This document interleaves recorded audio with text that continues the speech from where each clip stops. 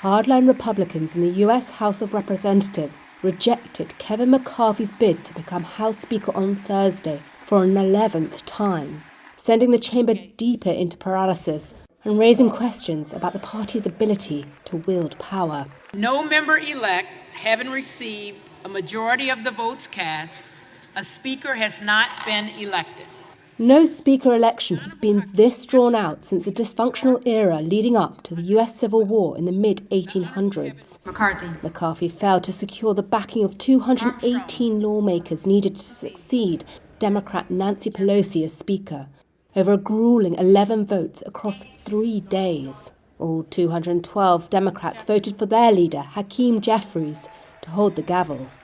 McCarthy is about 17 votes short of securing the speakership.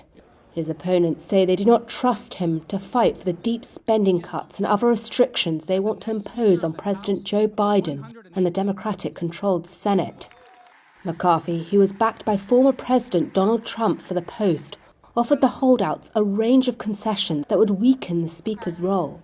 But some of his opponents have showed no sign of yielding. Representative Matt Gaetz is one of them. It is my sincere fear that if we were to allow Mr. McCarthy to assume the speakership, that would not get done, that it would be business as usual, and the very same things that have paralyzed progress for both parties would continue to shackle us to never-ending failure. We can be better than that. Gaetz instead nominated Trump for the role. A House Speaker does not technically need to be an elected lawmaker. Without a leader, the House remains frozen, unable to even swear in newly elected members, let alone hold hearings, consider legislation, or scrutinize Biden and his administration. In a late-night bargaining session, McCarthy offered the holdouts greater influence over what legislation comes up for a vote, according to a source familiar with the talks. He also offered the ability for any single member to call a vote that could potentially remove him from the post. Still, the measures failed to quell the revolt.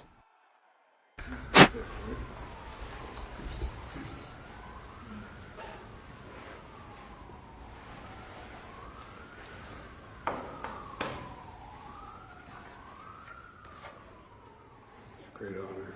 It was like going back to reality class. I'm sure it's enough marbles.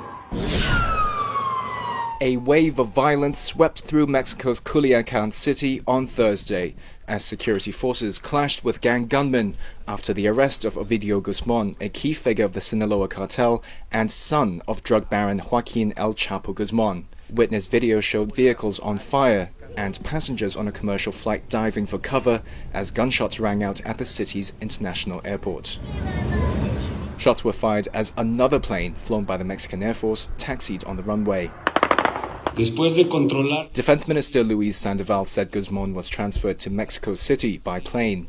Authorities in Culiacan shut schools and told people to take shelter for fear of retaliatory gang violence after El Chapo's son was taken into custody for a second time. Ovidio Guzman emerged as a leader in the Sinaloa cartel, one of the world's foremost narcotics groups, after his father's arrest in 2016. He was briefly detained in 2019, but at the time hundreds of cartel henchmen overwhelmed security forces in pitched street battles in Culiacan. Months later, Mexico's president, Andrés Manuel López Obrador, personally ordered Guzman be released to avoid further bloodshed. The bungled arrest embarrassed the Mexican government and kindled criticism that López Obrador was soft on the cartels, which were producing large amounts of fentanyl, responsible for a surge in overdose deaths in the United States. The US government had sought the younger Guzman's extradition for years, posting in 2021 a $5 million bounty for information leading to his arrest. His latest capture comes ahead of US President Joe Biden's visit to Mexico next week for a summit where security issues will be discussed.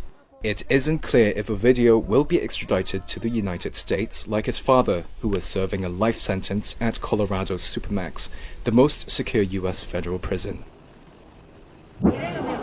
The emergency ward of this hospital in the Shanghai suburbs was filled to the hallways with patients on Thursday.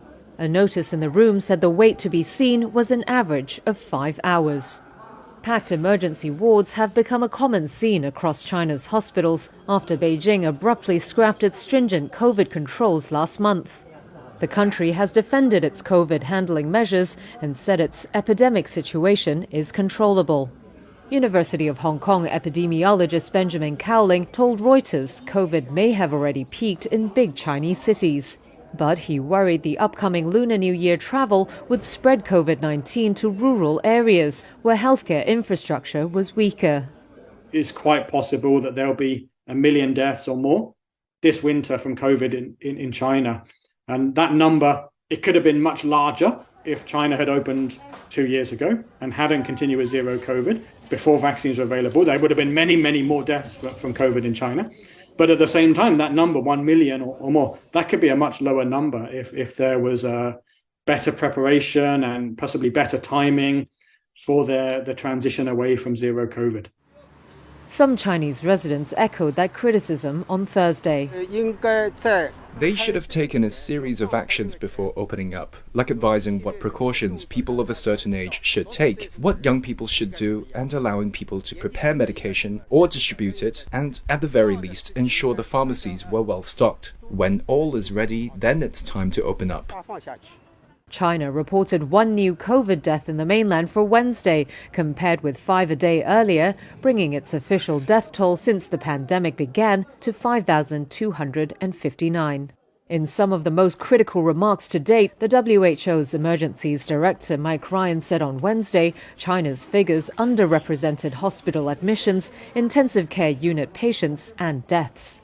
China counts only those caused by pneumonia and respiratory failure as COVID deaths, a classification the WHO said was too narrow.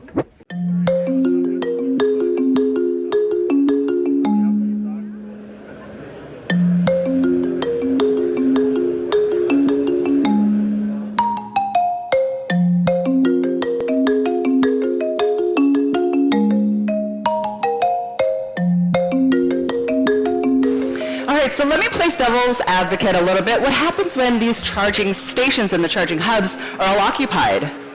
Well, that's another real-life problem that people experience today. So you're arriving at the charging station. Hey, and what? The charging station is occupied. So what's the solution of Mercedes-Benz? You can make a reservation. As Mercedes customer, just put in your destination in the system, and your system will calculate your charging stops, right? And you can make a reservation at this charging stop. So if the system knows you're arriving in San Francisco at 4 o'clock, just make a reservation for your charging spot. And even if you are delayed during traffic, the schedule is adjusted.